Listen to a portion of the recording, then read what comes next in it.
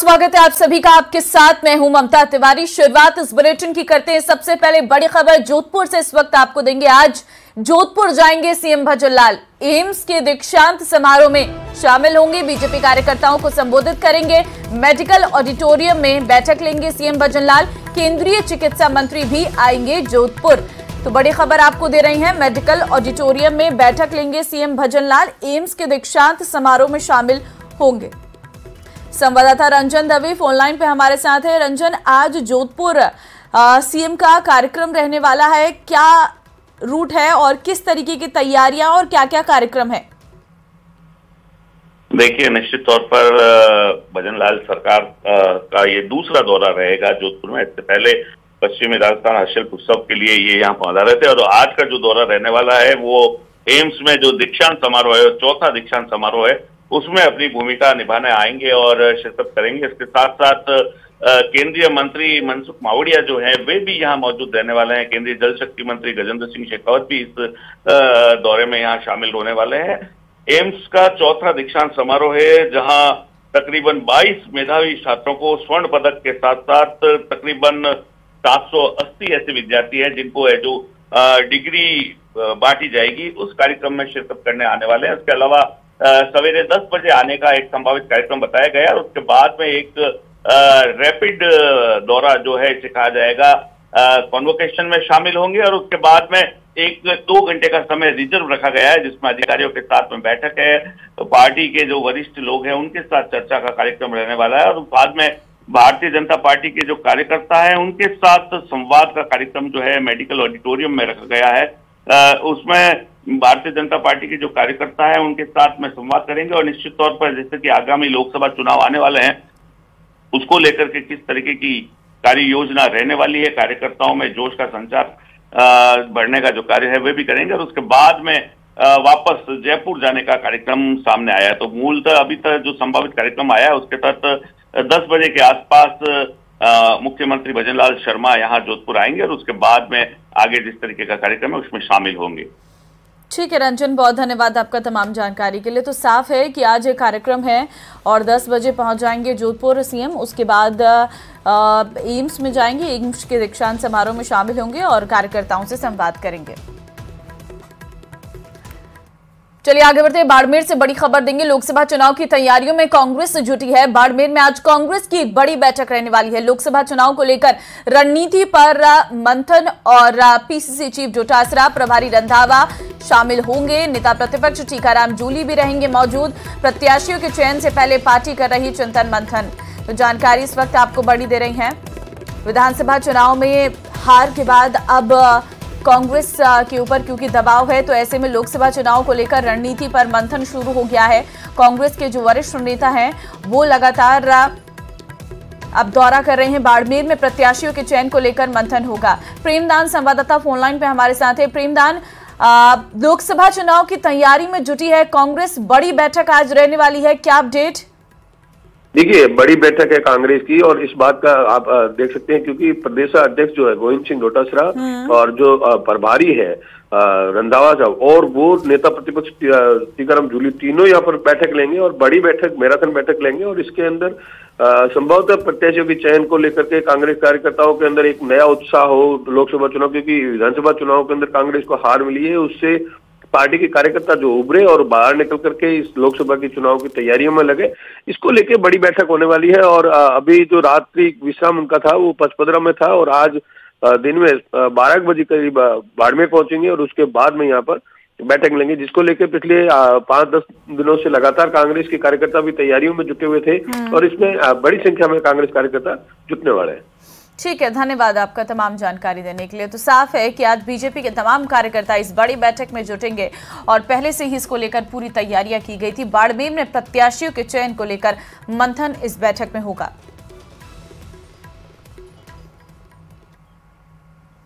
तो विधानसभा चुनाव में करारी हार के बाद कांग्रेस के ऊपर दबाव है कि लोकसभा चुनाव में अच्छा प्रदर्शन किया जाए और इसके लिए बीकानेर में कार्यकर्ताओं से संवाद का कार्यक्रम आयोजित किया गया। लेकिन आयोजन स्थल पर कार्यकर्ताओं की कम संख्या देखकर कांग्रेस के प्रदेश अध्यक्ष गोविंद सिंह डोटासरा बिफर गए।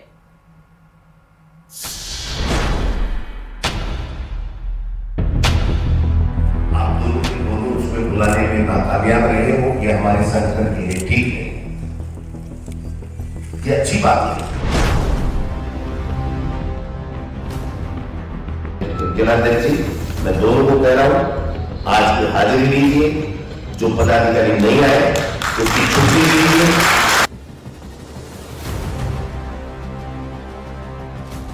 मंच पर नेता हो और सामने भीड़ न हो तो ऐसा रिएक्शन होना लाजमी है, लेकिन खुले मंच से कांग्रेस प्रदेश अध्यक्ष गोविंद सिंह डोटासरा का जिला अध्यक्षों को चेतावनी देना वाकई हैरान करने वाला था।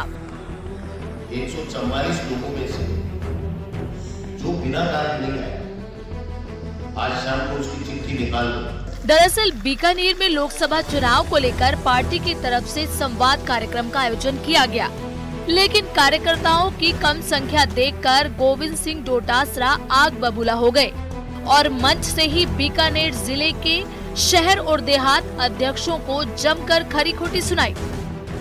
मैं पहले तो दोनों जिला अध्यक्षों को कहना चाहता हूं कि जो संख्या आपको बुलानी चाहिए थी, आप दोनों के दोनों उसमें बुलाने में नाकामयाब रहे हो, ये हमारे संगठन के लिए ठीक है। पार्टी आलाकमान ने हमको मौका दिया है, हमारा प्रभारी आ रहा है, हमारा नेता प्रतिपक्ष आ रहा है, मैं प्रदेश अध्यक्ष आ रहा हूँ, फिर भी अगर आपके कहने से कोई व्यक्ति नहीं आ रहा है तो ऐसे एक व्यक्ति की कांग्रेस में जरूरत नहीं।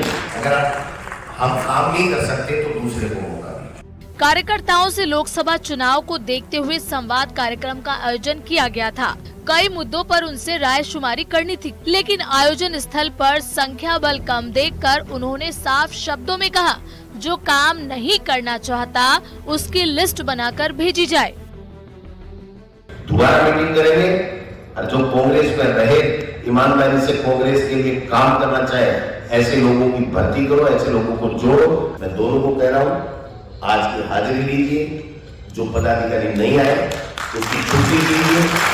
संवाद कार्यक्रम में राजस्थान प्रभारी सरदार सुखजिंदर सिंह रंधावा, नेता प्रतिपक्ष टीकाराम जूली, प्रदेश अध्यक्ष गोविंद सिंह डोटासरा समेत कई पूर्व दिग्गज मंत्री मौजूद थे, लेकिन दिग्गजों के बीच कार्यकर्ताओं की कम संख्या कांग्रेस प्रदेश अध्यक्ष को रास नहीं आई। बीकानेर से विक्रम जगरवाल, न्यूज़ 18 राजस्थान। चलिए आगे बढ़ते हैं। जयपुर से बड़ी खबर देंगे। फिर विवादों में पीएचईडी सचिव डॉक्टर समित शर्मा। राजस्थान जेजेएम की प्रगति में सबसे पिछड़ा राज्य पीएचईडी सचिव ने जेजेएम के प्रोग्रेस को ठंडे बस्ते में डाला है। आगामी गर्मियों में जनता के लिए पेयजल पर नहीं फोकस। पहले भी विवादों में रह चुके हैं पीएचईडी सचिव डॉक्टर समित शर्मा। फिर एक बार विवादों में है पीएचईडी सचिव। पहले भी विवादों में रह चुके हैं पीएचईडी सचिव डॉक्टर समित शर्मा। तो जयपुर से खबर आपको दे रहे हैं। जेजेएम की प्रगति में सबसे पिछड़ा राज्य राजस्थान। पीएचईडी सचिव ने जेजेएम के प्रोग्रेस को ठंडे बस्ते में डाला। आगामी गर्मियों में जनता के लिए पेयजल पर फोकस नहीं है।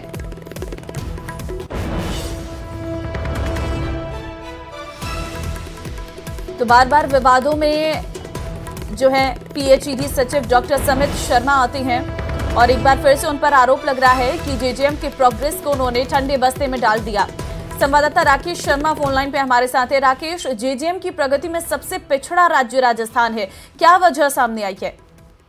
बिल्कुल, देखिए, एक तरफ जल जीवन मिशन में राजस्थान सबसे पिछड़ी राज्य, दूसरी तरफ अब गर्मियां आने वाली हैं और दिसंबर के बाद से ही जलदाय विभाग में गर्मियों में जो राजस्थान, चूंकि यहाँ पर पेयजल का बहुत बड़ा संकट है, तो ऐसे जो संकटग्रस्त इलाके हैं वहाँ पर पानी की आपूर्ति कैसे की जाए, इस पर बकायदा 3 महीने तक मंथन होता है। कंटिजेंसी प्लान बनाया जाता है किन किन इलाकों में ट्यूबवेल से, टैंकर से, यहाँ तक कि ट्रेनों से पानी की सप्लाई की जाती है जिन इलाकों में पेयजल का संकट है। साथ ही जो ट्यूबवेल करने हैं या पानी पहुंचाने की व्यवस्थाओं पर चर्चा की जाती है, लेकिन जलदाय विभाग में आज तक जो है कंटिजेंसी प्लान पर कोई चर्चा नहीं हो पाई है। डॉक्टर समित शर्मा ने अब जो है एक नई पाठशाला गुड गवर्नेंस की शुरू की है, जिसमें साफ सफाई का कार्य किया जा रहा है। दूसरी तरफ जो मंत्री हैं सरकार के, चूंकि लोकसभा चुनाव आने वाले हैं, लोगों को, सरकार को जवाब देना है और पानी की व्यवस्था नियमित बनी रहे, इसके लिए मंत्री खुद ताबड़तोड़ बैठक रहे हैं। आज डिप्टी सीएम के साथ बैठक कर वहां पर अधिकारियों को बुलाया है। नागौर में 2 मंत्रियों के साथ और सभी अधिकारियों के साथ बैठक है, वहां पर विभागीय अधिकारियों को बुलाया गया है। लेकिन इधर पीएचडी सचिव ने आदेश जारी किए हैं और ठीक है राकेश, बहुत धन्यवाद आपका तमाम जानकारी देने के लिए। भरतपुर से बड़ी खबर आपको देंगे। आज जाट समाज की महापंचायत, जाट समाज की आज महापंचायत होगी। जयचौली गांव और भरतपुर में होगी महापंचायत। महापंचायत में बड़ा फैसला ले सकता है जाट समाज। महापड़ाव को लेकर फैसला ले सकता है जाट समाज। पिछले 17 दिनों से जारी है जाट समाज का महापड़ाव। जानकारी इस वक्त आपको दे रहे हैं। महापड़ाव को लेकर फैसला ले सकता है जाट समाज, ये जानकारी सामने आ रही है। आज जाट समाज की महापंचायत है। महापंचायत में कोई बड़ा फैसला लिया जा सकता है। दरअसल लगातार जयचौली गांव और भरतपुर में ये महापंचायत हो रही है। पिछले 17 दिन हो चुके हैं। जाट समाज का महापड़ाव लगातार जारी है। जाट समाज की आज महापंचायत हो सकती है। केंद्र में ओबीसी आरक्षण की मांग जो है की जा रही है, लेकिन अभी तक सहमति बनती हुई नजर नहीं आई है। सरकार के साथ कई दौर की वार्ता भी हुई है, लेकिन उन वार्ता में भी कोई निष्कर्ष निकलता हुआ नजर नहीं आ रहा है। ऐसे में महापड़ाव को लेकर आज जाट समाज कोई बड़ा फैसला ले सकता है। संवाददाता दीपक फोन लाइन पे हमारे साथ है। दीपक, जाट समाज की आज महापंचायत बताई जा रही है, क्या लग रहा है आगे क्या कड़ा रुख हो सकता है जाट समाज का? देखिए, आज जाट समाज की 2 जगह बड़ी महापंचायत बुलाई गई है। जयचौली गांव में महापंचायत है और साथ ही भरतपुर भी महापंचायत है। एक जगह बताया जा रहा है कि पूर्व मंत्री विश्वेंद्र सिंह सभा को संबोधित करेंगे। दूसरी जगह आरक्षण संघर्ष समिति के जो संयोजक है नेम सिंह फौजदार, वो रहेंगे। तो इसमें कितने लोग पहुंचते हैं और आज क्या रणनीति बदलती है, ये देखने वाली बात होगी, क्योंकि 17 जनवरी से ये जो महापड़ाव है वो लगातार चल रहा है और इस दौरान 2 बार की सरकार के साथ में वार्ता हुई है, लेकिन अभी तक कोई संघर्ष जो है वो नहीं निकल पाया है। और ऐसे में लगातार जाट समाज के लोग महापड़ाव डाले हुए हैं और आज 3 तारीख को धौलपुर और भरतपुर के। ठीक है दीपक, बहुत धन्यवाद आपका तमाम जानकारी देने के लिए। जयपुर से बड़ी खबर आपको देंगे। 10 आरएएस अधिकारियों के तबादले, 5 आरएएस अधिकारियों को किया गया एपीओ और कार्मिक विभाग ने जारी किया आदेश। 10 आरएएस अधिकारियों के तबादले, आरएएस जसवंत सिंह को लगाया संयुक्त सचिव मुख्यमंत्री राजस्थान। आरएएस विवेक कुमार को लगाया संयुक्त सचिव मुख्यमंत्री राजस्थान। आरएएस मनोज कुमार उप सचिव मुख्यमंत्री राजस्थान और आरएएस जगवीर सिंह को लगाया विशिष्ट सहायक उप मुख्यमंत्री वित्त पर्यटन कला। आरएएस उम्मेद सिंह विशिष्ट सहायक मंत्री उद्योग एवं वाणिज्य। आरएएस कालूराम विशिष्ट सहायक राज्य मंत्री स्वतंत्र प्रभार ऊर्जा विभाग। आरएएस राजेंद्र सिंह राठौर विशिष्ट सचिव उप मुख्यमंत्री तकनीकी शिक्षा उच्च शिक्षा। आरएएस भगवत सिंह विशिष्ट सहायक मंत्री जन स्वास्थ्य एवं अभियांत्रिकी और आरएएस संजय कुमार विशिष्ट सहायक मंत्री कृषि एवं उद्यमिता विभाग। आरएएस बलवंत सिंह लिगरी विशिष्ट सहायक मंत्री चिकित्सा और स्वास्थ्य विभाग। कार्मिक विभाग ने इनको लेकर आदेश जारी कर दिया है। जयपुर से खबर आपको देंगे। आईएएस शिखर अग्रवाल का तबादला हुआ है। शिखर अग्रवाल को एसीएस मुख्यमंत्री लगाया गया है। कार्मिक विभाग ने इसको लेकर आदेश जारी किया है। तो आईएएस शिखर अग्रवाल का तबादला किया गया है। कार्मिक विभाग ने बाकायदा इसको लेकर आदेश भी जारी कर दिया गया है।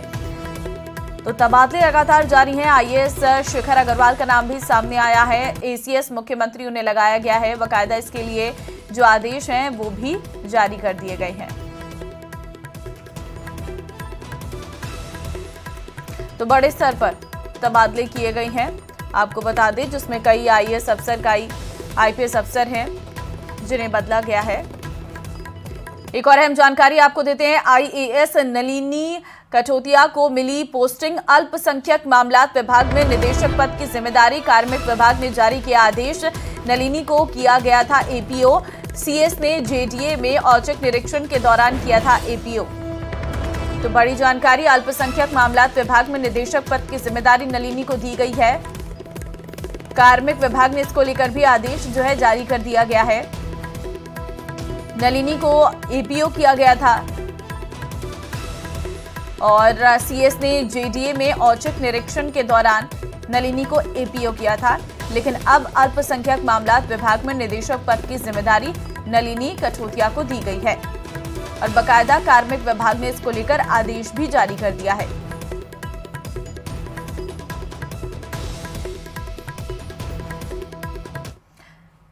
शिक्षा मंत्री मदन दिलावर जोधपुर के दौरे पर रहे, जहां मीडिया से बात करते हुए उन्होंने कई मुद्दों पर अपनी बात रखी। इस दौरान उन्होंने स्कूल में ड्रेस कोड से लेकर हिजाब पर भी बयान दिया। सुनिए। ये भी निर्देश दिए कि सब महीने में एक बार समाज के सब लोग और शिक्षक, बच्चे, सरकारी कर्मचारी, अधिकारी, यानी इस धरती पर रहते हैं वो सब लोग मिलकर के एक दिन पूरे शहर, पूरे गांव की सफाई करेंगे। ये सरकार के आदेश पहले से, मेरे कोई नए आदेश नहीं है, लेकिन जो सरकार के आदेश है उनकी पूरी पालना कराएंगे। सभी विद्यार्थियों को स्कूल की ड्रेस, जिसको पोशाक और गणवेश भी करते हैं, उसमें जाना ही चाहिए। मैं ये कहता हूं कि वह व्यक्ति कैसे महान हो सकता है जो मीना बाजार लगाकर लड़कियों को उठाकर ले जाता था, उनके साथ कुकृत्य करता था, वो कैसे महान हो सकता है? यदि ऐसे बलात्कारियों को यदि कांग्रेस महान कहती है तो कांग्रेस की महानता को प्रणाम करता हूं। इसीलिए तो देश का बंटाढार हो गया है। हम हिजाब के खिलाफ नहीं हैं। हिजाब एक नहीं, 2 पहने, 3 पहने, 4 पहने, हमें कोई लेने देना नहीं। कोई लुगड़ा पहने, कोई साड़ी पहने, कुछ भी पहने, हम तो इस बात के जो सरकार के नियम बने हुए हैं कि विद्यार्थियों को अपनी गणवेश में या ड्रेस में ही जाना चाहिए, उसको हम पुख्ता कर रहे हैं। पहाड़ी चूहा है, शिवाजी महाराज पहाड़ी चूहा है। और कुछ वर्षों पहले भी सुना था मैंने कि चंद्रशेखर आजाद, भगत सिंह तो आतंकवादी हैं। और अभी कांग्रेस ये कहती है कि वीर सावरकर तो देशभक्त है ही नहीं। यदि ऐसे अंश कहीं होंगे जिससे हमारे जनरेशन में हीन भावना पैदा होती है और वास्तव में वो महान थे फिर भी उनको छोटा करके दिखाया जा रहा है, तो ऐसे तो जो अंश होंगे उनको उसमें हटाएंगे। जयपुर से बड़ी खबर आपको देंगे। पूर्व CM Ashok Gehlot corona positive. Corona और स्वाइन फ्लू की चपेट में अशोक गहलोत आए हैं। अशोक गहलोत ने एक्स पोस्ट पर ये जानकारी दी। पिछले कुछ दिनों से बुखार होने के कारण डॉक्टर्स की सलाह पर जांच करवाई, जिसमें कोविड और स्वाइन फ्लू की पुष्टि हुई है। इस कारण अगले 7 दिन तक मुलाकात नहीं कर सकूंगा, ये उन्होंने पोस्ट के जरिए कहा है। इस बदलते मौसम में आप सब भी अपना स्वास्थ्य का ध्यान रखें। तो ये पोस्ट एक्स पर किया गया है। पूर्व CM Ashok Gehlot corona positive हुए हैं और ये जो पोस्ट है उनके द्वारा किया गया एक्स पर, जिसमें उन्होंने लिखा है कि पिछले कुछ दिनों से बुखार होने के कारण आज डॉक्टर्स की सलाह पर जांच करवाई और साथ ही उन्होंने लिखा है कि जिसमें कोविड और स्वाइन फ्लू की पुष्टि हुई है। ये पूर्व सीएम अशोक गहलोत की पोस्ट में लिखा गया है। इस कारण अगले 7 दिन तक मुलाकात नहीं कर सकूंगा। इस बदलते मौसम में आप सब भी अपने स्वास्थ्य का ध्यान रखें। आगे बढ़ते हैं। भजनलाल सरकार बजरी माफियाओं पर सख्त हो गई है। खनन विभाग ने विशेष अभियान चलाया हुआ है, जिससे बजरी माफियाओं में हड़कंप मचा हुआ है। हालांकि अवैध खनन पर कार्रवाई का वादा बीजेपी ने चुनाव से पहले भी किया था, जिसे अब पूरा किया जा रहा है। देखिए इस पर यह रिपोर्ट।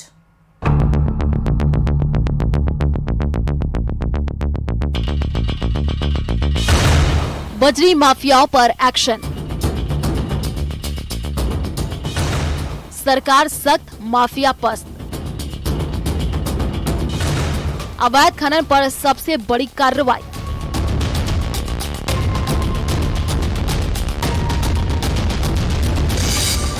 मरुधरा में अब बजरी माफियाओं पर नकेल कसी जा रही है। ये तस्वीर उसी की बानगी भर है।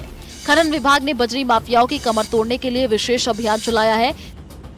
साथ ही ड्रोन और डीजीपीएस सर्वे में बड़ा खुलासा हुआ है। खनन विभाग के एक्शन से बजरी माफियाओं में हड़कंप मचा हुआ है। बताया जा रहा है कि विभाग ने बड़े स्तर पर बजरी के स्टॉक को सीज भी कर लिया है। माफिया ने निरस्त हो चुकी लीजों से भी भंडारण का खेल चल रखा था। अब खनन विभाग ने एक्शन लिया है। में बजरी परिवहन पर पूरी तरह से रोक लग गई है।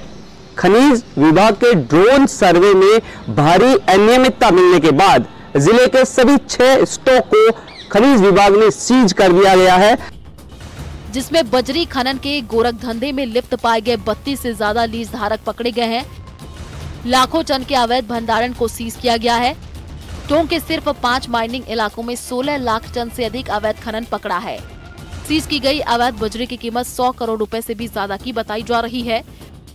टोंक उपखंड के 3 स्टॉक, पालड़ा, मंडावर और साइदाबाद और पिपलू उपखंड के 3 स्टॉक, डोडवाड़ी, मुडिया 1, मुडिया 2 को सीज किया गया है। वहीं एक सप्ताह पहले जोधपुर में 1050 टन अवैध खनिज जब्त किया गया था।